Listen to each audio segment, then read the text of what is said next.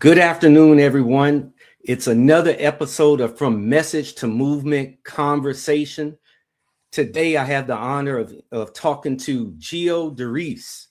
Gio is an international speaker, owner of the company 2020 Living Inc., and best-selling author of The Thirst is Real. His works have been featured in the Huffington Post, that man's big time, News One, ABC, and BET, just to name a few. His inspirational messages, both engaging and funny, have helped so many make their dreams a reality. He's helped self-publish over 100 books in the last few years, consulting authors with his signature program, First Book Done. Gio is an entrepreneur, business consultant, and CEO of 2020 Living Inc. He lives in Brooklyn, New York with his family.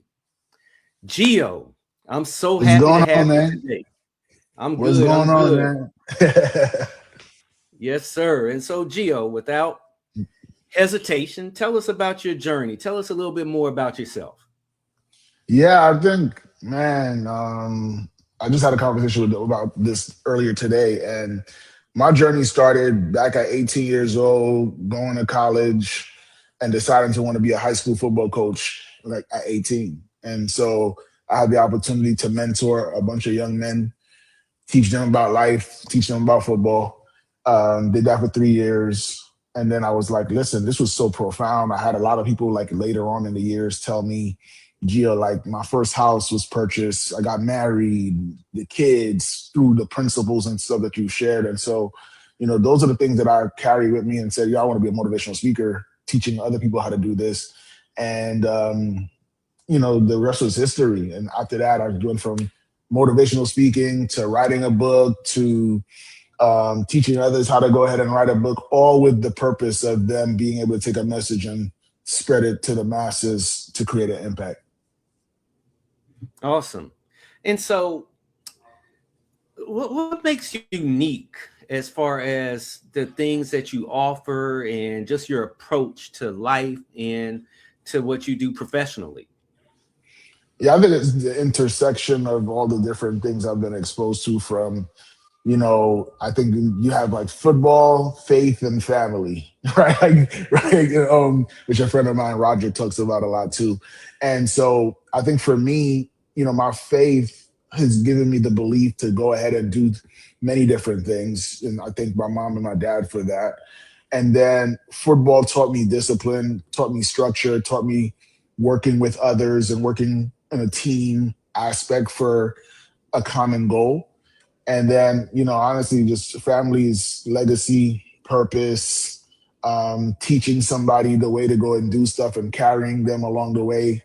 And so everything in my life has always been around coaching, about telling somebody how to go and do something.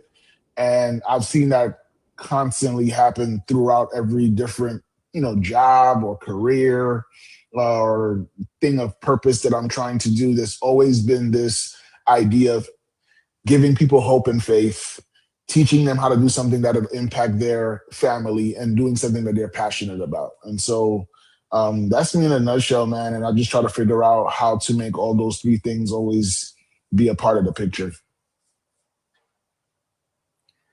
And yes, I know, I've known you for about 5 years, 6 years now. Yeah. And, I know that that's just not lip service. I mean, you're a down to earth guy and, you're a person that really walks the walk, not Mm-hmm. just talks the talk, you walk the walk. And so, where did you get that from?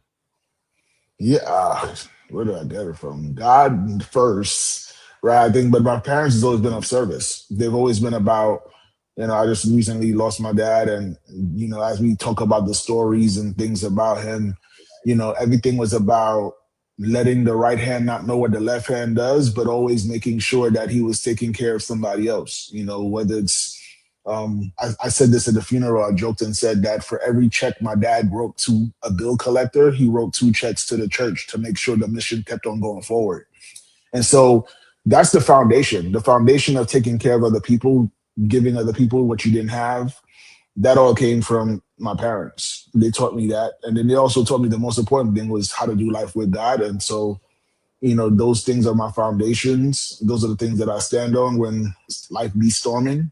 That's the thing that anchors me. Yes. And so, of course, we want to give condolences to your father. Obviously, he's a great man because you're a great man. And so we Yeah, definitely see, the legacy that he left, he left. And so, appreciate it. again, just give our condolences with that. And so Yes, thank you. what you said, though, it really aligns. Oh, I'm sorry. No, go ahead. I thought you had said something.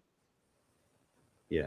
What you said really aligns with the direction that the group is going in, from message to movement, Hmm. because you talk about service, and when you start a movement, it should be about service, right? Right, right. And so a big part of what you do is helping people move in that direction. And so let's say that I was coming to you and saying, hey, Hmm. you know what, I want my message to get out. What would be your words of wisdom or strategy that you would share? No, great question. For me, I would say who needs it the most, right? Because that's what I would say. I feel like everyone has a message. Like who you communicated to varies. Some people, their message is to give it to one person. Some people are called to spread a message that the masses should adapt in a form of a movement. And so for me, I would say, like, who do you think your message would best serve? Right? Because we want the message to help move someone to somewhere they wanted to go or somewhere they didn't even think they could go. But because of your message and the way you've delivered it, they now have the hope and the belief that they can go ahead and do that. And hopefully they're in the track of them trying to pursue that. They meet others along the way who's also about that movement. So I think it's super important for you to just understand that first and foremost, because if you understand who's the message for, it helps you to understand how to deliver the message more effectively. I always use the analogy of, if I know that I have a vegetarian coming over for dinner, I'm not cooking my best steak as the thing for dinner, right? Because they're not going to appreciate the thing that I'm doing, and that also doesn't show that I care about them if I'm putting steak on the menu and Mhm. you don't eat any meat. So when you think about your message, and here's the one thing I would say, you say advice or information, is don't try to resist the urge to say your message is for everybody. Let me Mm. say this again. Try to resist the urge to say, hey, my message is for everyone. Your message being for everyone doesn't mean that everyone is going to have the same level of potency to be able to do what they were supposed to do with that message. And so I think it's more important to say the question that I said before, who is best positioned, or who in whose hands does my message, if they get it, will take them a lot further. That's not everyone. You see what I'm saying? So like if I teach you how to run out of the blocks and run a faster 40, the average person doesn't need to know that, but the football player that I was coaching needs to know that, right? So that message needs to go to the person who could best utilize that information.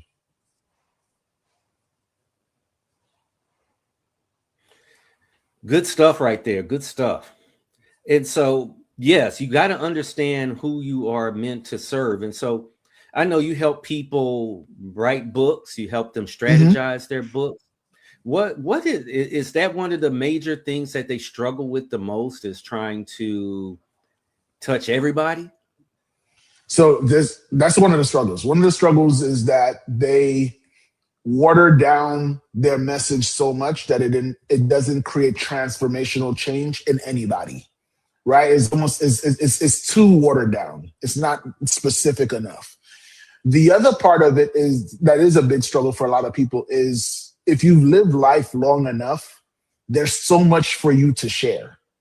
And so they get caught up in, well, I don't know what thing to actually share, which is why I say it's so important for you to know who you're talking to. Because if I'm talking to a 20-year-old, I'm not telling them the advice I would give a 60-year-old. right? My book looks different for a 20-year-old than a 60-year-old because I know their attention span is different. The 60-year-old person has a different type of desire that the 20-year-old would have. So it's knowing what to share, knowing who you're sharing it to. And then the other struggle that a lot of people have is they think the message and movement conversation is reserved for the elites. So they think like, man, you know what? I don't have a Nobel Peace Prize. I don't have more doctorates, more degrees than a thermometer. So they go ahead and say to themselves, I have nothing to share, not realizing that if where you are, someone else desires to be, then you now are that person in that person's point of view. So if I go and say, I live in a luxury building, but I live on the first floor, and someone will say, well, I'm not going to share how I made it until I get to the penthouse. But they don't realize the person who don't live in the building, they just want to get in the building. They don't even care about the penthouse. But if you wait until you get to the penthouse to tell that person who's not in the building how they get in, we take for granted, right? And I know this firsthand now, we take for granted that, oh, well, they'll be waiting. When I get to the penthouse, I'll send the elevator back down for them. No. If you in the building and they outside the building, you in a position to help that person right now. And so I want to just liberate people who feel like they're disqualified for the call because they don't have endless amount of credentials, and realize that where you are, someone else desires to be. And all you need to do is find that person where they're at and share with them how you got to where you are. Wow. I know that's going to bless somebody because, yeah, that is one of the things that stops people. It's like, hey, I'm not the one. I don't have the credibility or whatever else because I don't have the titles or the recognition. And like you said, oftentimes it's just the words of wisdom that you can give someone that wants to be where you are at. And it's funny because, you just never know. It kind of speaks to the fact that you never know who's watching you, who's paying attention to you. And oftentimes those people that you don't even think are watching you, you're having an impact on them. Correct. 100%. For sure. Yeah. Just great stuff. And so, again, I know you help people strategize books, which again, that's a way to get your message out to a movement. And so in that process, as far as helping people with their books, what's another thing that they tend to struggle with, or maybe it's maybe even a misconception that they have regarding the process? The biggest misconception, especially I think for the people who are probably listening to this, the biggest misconception is that people want to hear your story. And when I say hear your story, they do want to hear it. It's the angle in which we sell the story that we normally mess up at, right? That's the misconception. So we like, hey, I'm going to share all my details. Here's the story. It was a sunny day, clear blue skies. I woke up, I brushed my teeth like I always did, but this time I had orange juice for breakfast instead of the coffee. And so we go into all these details because we're in the era of vlogs and blogs and everybody's an influencer. So we overdo the details. And what we miss is the fact that the only reason someone's reading your story is to find themselves in it. I'm going to say that again. They're reading your story trying to say, yo, Mills is telling the story and I'm listening to Mills tell his story and I'm trying to find, how do I become the main character of the story? I'm reading it hoping that you will give me some wisdom so that I can be the star. I want you to think about it like this. It's almost like we get confused. Like most people want to play the video game. They don't want to watch you play it. Wow. I want to play. So when you keep telling your story, you're telling the person, yo, man, watch me play this game. And then you look back at them and ask them, why are you not having so much fun? Because I'm not playing. Like, what you mean? Well, I'm not having so much fun. And so it's important for you to understand that the position that your story should take isn't to be the main character of the show or the story or the movement, but to be an inspiration so that the person who's along the journey to that you're looking to inspire and impact, that they have the ingredients, the inspiration, the tools that they need, the resources, so that they can be the star. They'll give you credit, trust me, but you have to understand that if you're the shining star, they don't see a spot for them. And then those are the reviews that you read on social media and on Amazon and all those things that says, man, this person was self-centered. And you could have been writing it from a position of, I just want to help people. But if you write it and it's just your diary in a book form, someone is going to go ahead and say you self-centered when you actually couldn't be further from the truth. You literally could have just kept the story to yourself, but you shared it in hopes to inspire them. But if you give too many details about you and not enough about asking them questions. So one of the strategies I always tell people is like, when you're telling a story, always find a way to prompt the person to reflect and ask them about something in your story, but for them to go and look internal. So if I go and say, hey, I overcame obstacles, and I told you a whole story about me overcoming obstacles, I would end that story by saying, what's a moment in your life that something was very challenging, but despite the challenge, you were able to overcome it? That question alone allows me to make the reader become the star for a moment. And that's what's going to make them, in that reflection, is when they're going to go, I could do just like what Mills did. But that question, if I don't ask it, they don't discover that answer for themselves. Like, the answer doesn't show up if the question doesn't appear, if that makes sense. And so, we hear a lot about vulnerability. And Mm-hmm. so I don't know, how do we walk the fine line of being vulnerable, talking about ourselves, talking about our challenges, while making sure that our reader, our listener, or whatever becomes the star of the story? Yeah, no, And I know that might I be a think complicated question. no, it's not. I think it's a fair one though, because vulnerability, transparency, all of being honest, those are hot topics now, right? That's what that's almost like what's required now for you to enter the conversation of inspiring people. The thing that we have to understand though is, if I'm there's twofold, two way I would answer this. Number one, be mindful of the fact that less is more. So you don't need to give me all the details of what happened in the day, right? Leave some open loops for people to go ahead and ask you questions. So something as simple as, man, reading books changed my life. I don't have to necessarily tell you every book I've read. The person who's interested is going to go and put a comment on your social media post that's going to be like, what's your favorite book?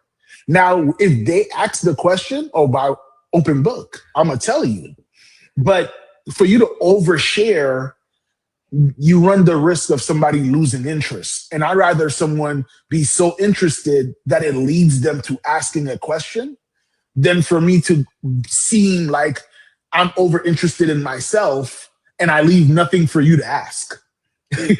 Right? Like, think about every TV show you look at, they leave something for you to be like, yo, man, I didn't even see that. Oh, snap. Look, they're setting you up for the next. And I think that's something that's important for us to think about. The other side of the vulnerability conversation is, I strongly recommend anybody who's writing a book or who's sharing anything to share it in a container and then expand that container. So it would be something as simple as, like, me and Mills, we're good friends. I might be working on a presentation or something that I want to share. I'll go and hit up Mills, just catch up, see how you doing. And while we're in that conversation, I slip in one of my points in a story just to see if it landed. And then he goes and says, and I'm listening to hear, yo, man, Gio, that's a good analogy. Or Mills could also say nothing. And I might go, this need a little bit more work. Maybe I wasn't vulnerable enough, or maybe I didn't give enough context because he didn't ask me a question. Or maybe I overshared and Mills don't got nothing to ask because I closed every loop. I strongly encourage you, get into the habit of sharing what you want to share to smaller audiences. Everyone wants the masses, right? This is called message to movement and stuff like that. Everybody wants the movement, but no one wants to create that first ripple. We want the big joint. Yo, man, I want the freaking blizzard. Find you a snowflake, though. A blizzard is just a bunch of snowflakes that just decided to all come together, right? And constantly happen. So I strongly encourage everybody to do the same thing. Like when you go to dinner, hijack the dinner for 5 minutes and tell your story and see if it lands. And if it doesn't land, get feedback right then and there so that when you do go ahead and bring it to the masses, that wasn't the first iteration of it. It's the more refined version that you present to the masses because you've been testing that. And trust me, a lot of people do that, from movies to books to songs. People are testing it in containers. We get it in mass production and we say, man, Beyonce is so talented. Man, Lil Wayne is so talented. And we don't realize there was a stage of that content that the person vulnerably shared to a specific group of people to get the raw feedback that made them present to you the refined one that you enjoy. And I think I want to give everybody the permission to do the same. So you talk about feedback, and oftentimes, I'm not going to say oftentimes, but feedback can be positive, feedback can be negative. And so how has, I guess, whatever feedback you have gotten, how do you use it? Whether it be positive or negative, because oftentimes that's something that we struggle with, yours truly included. I'll do a speaking presentation, and of course I'm looking at the feedback and it might look great, but then I see that one comment and I have to determine, like, okay, is that something worth looking at a little bit deeply, a little bit more deeply, or should I just blow that off? And so what's your philosophy about it? I love feedback, man. I think first and foremost, no one leaves feedback if they don't care. So even the negative ones, right? Like I've had feedback where people said, man, Gio should have involved the audience more in his speech. And I'm like, all right, cool. Like I'm seeking mastery and I'm seeking maximum service. So if someone tells me something, I take it with a grain of salt. Like I'm not saying that I change everything just because somebody says something, but I understand that I'm not on that stage. I didn't write that book for me. So what someone says, I take it at face value and take it very seriously. Like, so if you tell me it wasn't good enough, that's an opportunity for me. Like I want that. Like, and I think I strongly encourage a lot of people. People are so scared of the negative. And it's taken time for me to get there where I'm like, yo, listen, they're giving me the actual ingredients to make the better recipe.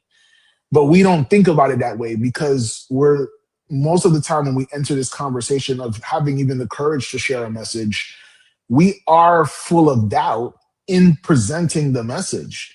So we're so vulnerable that one negative feedback could knock us off our horse completely. That's why I always remember, why am I doing this for? I'm not doing this for my ego. I'm not doing this to go and look good. I'm doing this so they can be good. And if they tell me it's not good, then tell me how can it be good, right? Because I need you to eat this thing that I'm cooking for you and like it. So I tell people, like, lean into the feedback. And I think that's why I ask for it, because if I ask for it, then it's easier to digest versus unsolicited feedback. Now, that's a whole different story in a different conversation. Like, if I ain't asking for feedback and you're like, you know what, Jill, you know what you should have done? I'm like, no, like, I didn't ask you. So if you're saying which one to reject, which one not to reject, which one to respond to, and which one to reject, I don't respond to unsolicited advice or unsolicited feedback. Especially because I already know part of my system is asking for feedback. So if somebody tells me something and I didn't ask for it, that thing goes straight to the trash, right? And maybe sometimes I might miss something. I might miss some good feedback that's unsolicited, but if you give it to me unsolicited, 9 times out of 10, that thing is not going, it's going through one ear and out the other. So we're talking about how you see feedback, but again, I know, you help people put books together and everything. And so how do you give feedback? What's your approach to giving those that you coach feedback? Good question. I try to give it as raw as possible because I think if it's and when I say that I mean is the stuff that your parents will tell you where they say if I do it this way here, then you can survive anything out there. So for me, like I'm not hesitant to tell somebody this was a bad idea. And I know that you give the nice sandwich of say something good, put something bad, and then end it with something good. I've done that approach too. But I think for me, most importantly, I've always start giving feedback by reassuring the person that I'm here for them. That's how I start, right? So we got to have that common ground of whatever Gio's telling me is for my good, which means he might say something that I don't want to hear. And so all my clients, all the people I've ever worked with, they understand that my heart is to serve and to be there for them. And so because we have that as common ground, I don't have to sugarcoat. I don't have to lie to them and give them this fake assurance. Like I can just be totally honest because we are in agreement that what we're putting out is not about us. That's the first thing I teach is like, it's not about you. And if you keep telling me, oh, well, you know, I want to be the most famous person in the world. This is already a disconnect for me because I'm like, we don't do this to be the most famous person in the world. We do this so that somebody else has an opportunity to experience something they would have never experienced had we not open our mouths and say something about it. So that's honestly the way I've been giving feedback, and it hasn't failed me yet. I will tell you, I've had people who've been angry with what I've shared with them. Especially when you could imagine somebody gives me their book and says, Gio's 95% done. And then I tell them, we got to start over. Like, right. Like they're like, what you mean? Like it's a marathon and I'm at the last leg. And you telling me I've been running the wrong race the whole time or the wrong direction. And I'm telling them like, you want to finish the race and raise your arms and no one cheers for you, or you want to go and finish the race correctly? And if you want to finish it correctly, then if it requires to go about face, then we're going to do that. But one of the things I always tell people is I'll never tell you to go somewhere that I'm not willing to travel with you. So if I tell you it sucks and it's bad, I ain't going to say it sucks, it's bad, go figure it out. I'm going to tell you it sucks, it's bad, but I know how to make it better. Let's do it together. And that makes that kind of softens the blow a little bit when you let somebody know you're willing to carry the cross with them.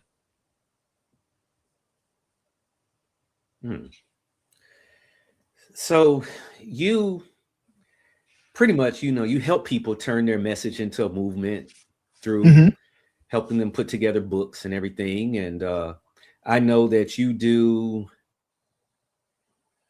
a message to a movement through a lot of things. I know you do speaking, of course, written books. Yeah. And so what's your preferred way? What way would you prefer to have your message get out there? That's a tough one, man. Like they so different in style. I will say, if I had to pick one, I would say book only because the person could tap into it at any time, right? Like when I go do a speech, 9 o'clock I start the speech, 10 o'clock I'm done. I might still be there for another hour hanging out, but after that, it's over. Like you got to remember whatever you remembered. But I love the idea of a book because you could doctor it up, you could put stuff in the margins, you could take notes, you could revisit it again. And a lot of times when I'm reading a book the second time, I'm no longer the person I was when I read it the first time. And so I'm able to download new nuggets and reflect on the old ones at the same time. So I love the idea of a book because it allows you the opportunity to revisit and refine a lot easier than the spark of a speech. So I think that they just serve different purposes. I think that a speech is a spark. I think a book has more sustainability and staying power. And so I don't think it's it's a matter of which one you do first and then come up with the next one. But if I had to pick between the two, I'll choose a book. Like, I don't know. I've never heard James Clear wrote Atomic Habits, sold over 25 million copies of his book. I've never heard him do a keynote though, but I've read his book like 3, 4 times, and I'm reading it again right now. And I've always heard him say systems over goals. And it's only now that I fully understand why I need that, versus it just sounded like a sweet song when I read it the first 3, 4 times. Mm. Wow. Ooh, okay.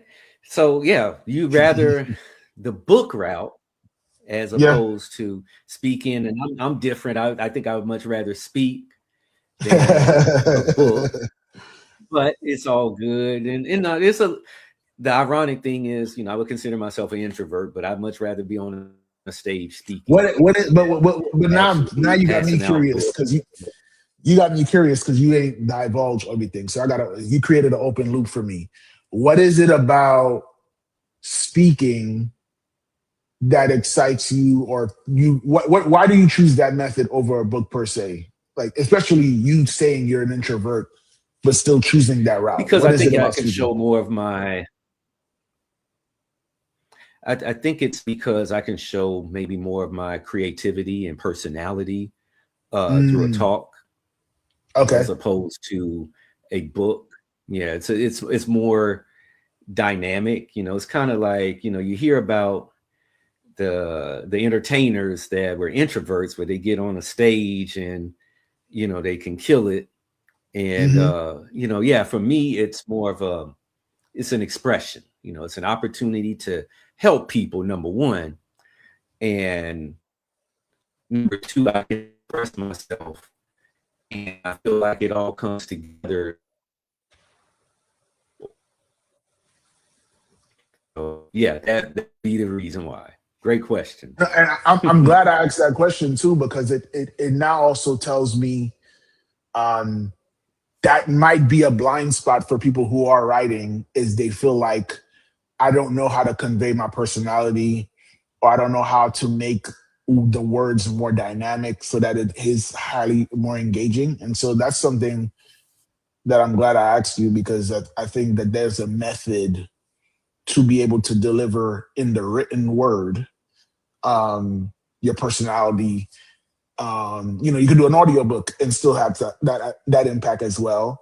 And then even from a dynamic perspective, there's ways to use metaphors and things like that that could help people see pictures, in the written form too. So I'm glad you shared that, because that's an opportunity to help people with the writing. Now, one thing I see that well is that you mentioned metaphors. Your Mhm. metaphors and analogies. Every time I communicate with you, I just love them. Mhm.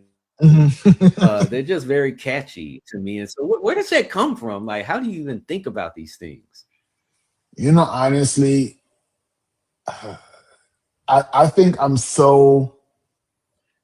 What I hate the most is not. It's for someone not to see what I'm saying. Like I don't want to just. I don't want wasted words. So I don't want to talk for talking's sake.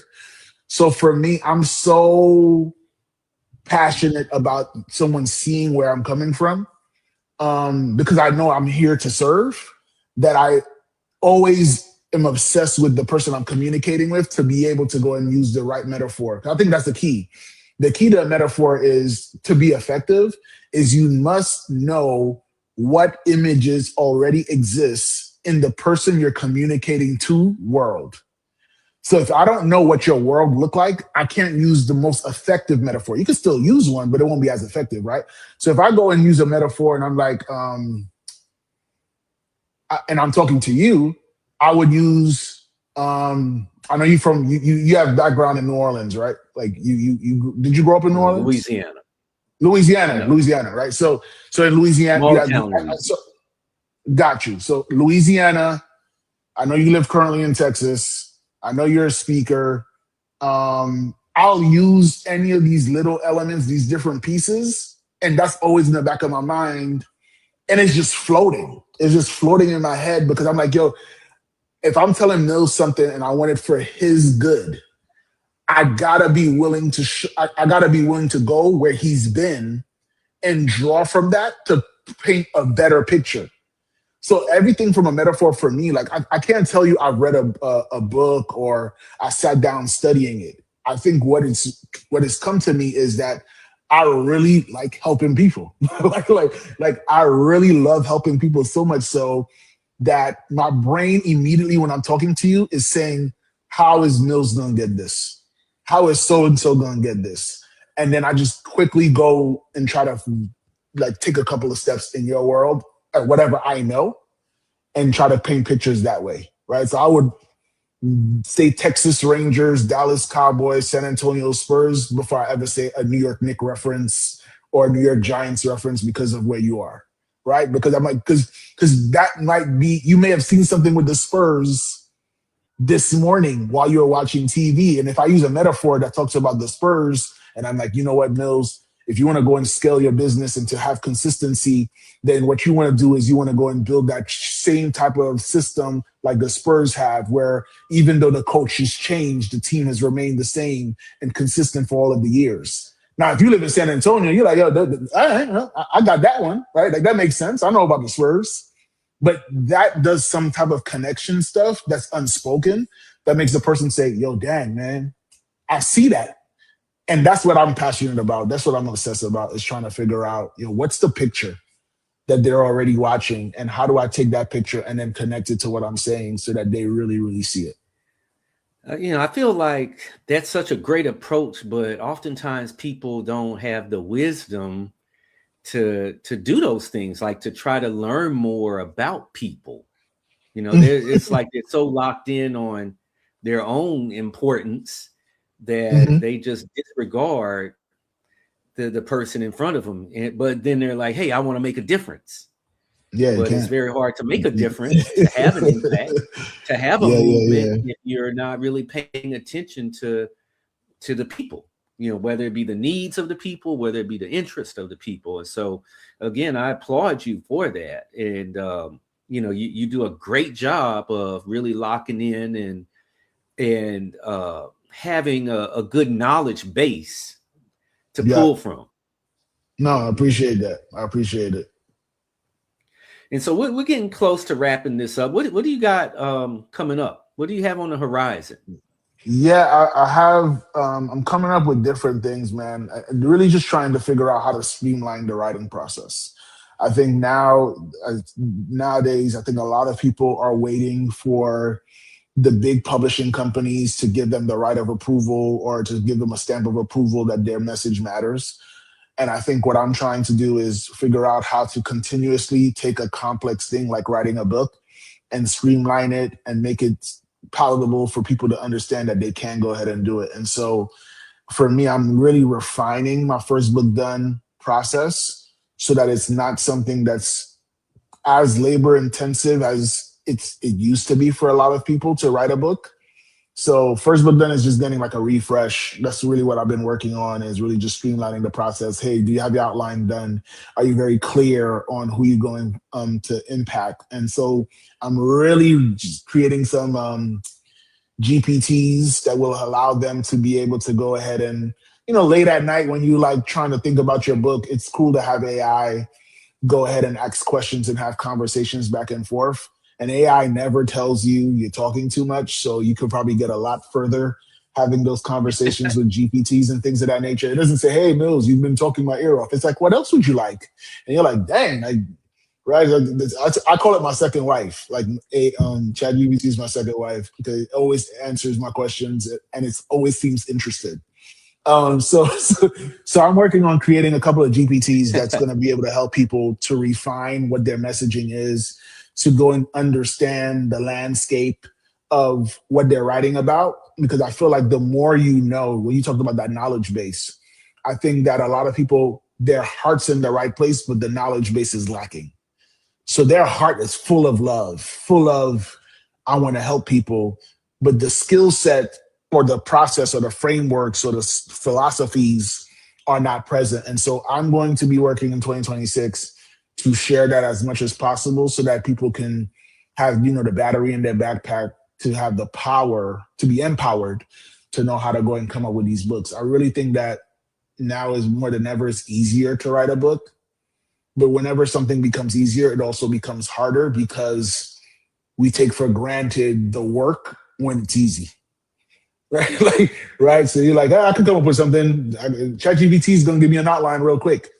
And then you forget the fact that the unique part of your book is your own experiences, but now you AI'd it and you basically, for lack of a better term, not you washed away you, and you're the only thing that people haven't gotten yet.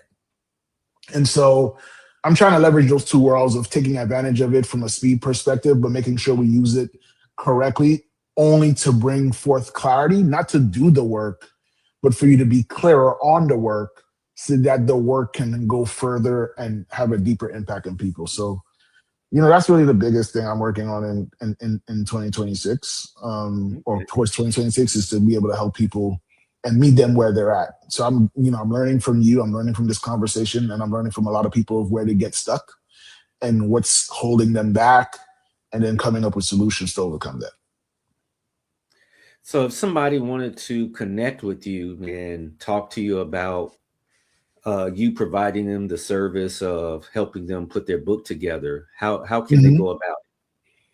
Yeah, they can email me at geo@firstbookdone.com. I'm on social media as well, GeoDerice. You can send me a direct message. I'm an open book, so I want to help you. I'll tell you how I can help. And if I can't, I'll tell you that I can't also.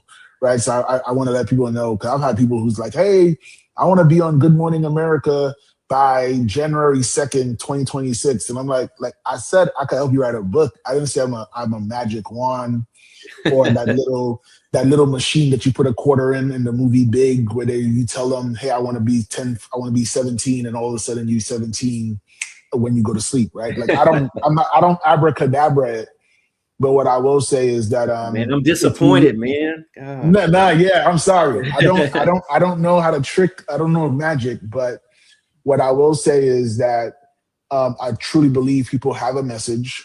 I do truly believe that if you are someone who believes that message should go to the masses, um, if you've forgotten about it, it will keep calling you until you address it. And so if you've been given up, or you're like, yeah, I've been thinking about this book for 5 years, if you're still thinking about the book, it hasn't died for a reason. And so don't let it keep on staying on the respirator. Like, give it life, breathe into it, engage, participate, share, but don't hold back, man. Like, the bar is lower than ever before. Self-publishing is a real thing. I think it was somewhere I read like $1.2 billion was generated with self-published books alone in the last year or so. So it's here. It's here. It's for the taking. And join the movement, join the Yeah. movement and participate in telling the story, telling your story. And some people will be impacted what you shared more than the celebrity sharing it, because they may not be able to relate to the celebrity. Right. One of my favorite Mm. comedians is Kevin Hart, and they're like, hey, I like Kevin Hart, but he's not relatable anymore. And the only reason they're saying he's not relatable is because he's rich. Right. So now you got people problems, and you're like, yeah, you got rich people problems. I want the poor Kevin, the Kevin who was right. And it's weird, but people want people who's where they're at or within arm's reach of it. And so right now is probably the closest you're ever going to be to the people you should be helping. So come out with it now before you elevate and get to a place where you're, you've lost the range to be able to impact them. There you have it, folks. If you want to go from a message to a movement, I highly, highly encourage you to connect with my man Geo. Again, he's a wise dude beyond his years. He knows his stuff in regards to this. And so I know there's a lot of people out there that are like, hey, I want to write a book. This is Yeah. the guy right here. This man Appreciate you, right here. So man. Geo, man, I thank you so much for coming on the show and having a Absolutely. conversation, man. Thank you. Thank you for having me, man. And please, people, keep tune into this guy, man. He's constantly reinventing himself. I love that the fact that you never, you're like the Energizer Bunny, right? You just keep on going and going and going. And I love the fact that when you hit a hurdle, you don't stop. You just change direction. So, I support you and what you're doing. And I do have hurdles, people. I know sometimes from afar, the social media highlight reel looks really good, but yeah, there's a lot of hurdles along the way. So yeah, yeah, no, for sure. I appreciate the love, man. And so again, No thank you doubt, so bro. much for coming on, man. We got Absolutely. some heavy hitters in addition to Yeah, I Gio. saw That's that. gonna You got be Brian on the Oles coming, yeah, David Martin. So yeah. I'm a fan. Like, I'm not just on here to be a part of the conversation. I'm actually looking at all the stuff that you're doing. So, I'm excited. Again, thank you so much, man. No doubt. All right, y'all have a happy holidays. Till next time, take care.